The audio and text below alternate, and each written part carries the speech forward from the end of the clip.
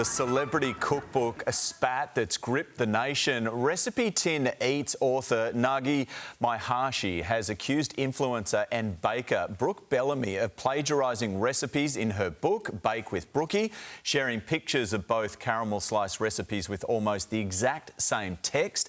And American baker Sally McKenney is claiming one of her cake recipes has also been copied by Brooke, who has denied both allegations. Joining us is Professor Isabella Alexander, a copyright law expert. Great to have you with us. Firstly, is it even possible to copyright a recipe? It is possible, and this is something that might surprise a lot of people, but because it's a literary work, then it falls within the Copyright Act. So we're not talking about copying the cake itself or a slice itself, or the idea of cooking a slice, but it's the actual words on the page that explain what the ingredients are, how you cook it.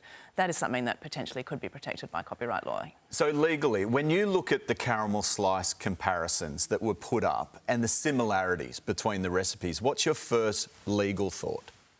My first legal thought is how difficult these cases are, because as has been mentioned before, it's really difficult to do a new recipe of a classic dish.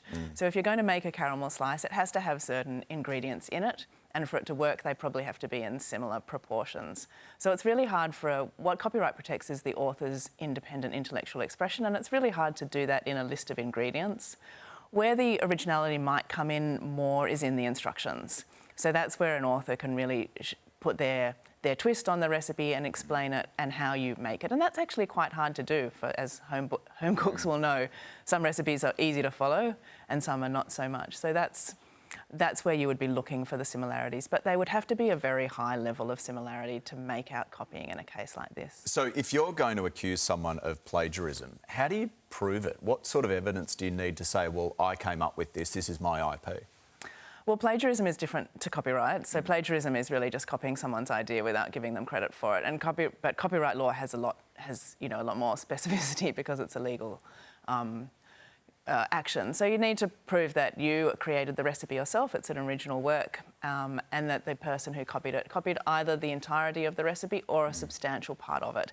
And the part that they've copied is the independent intellectual contribution that you, the author, brought to it. So just really quickly, would there be a result if this was taken to court?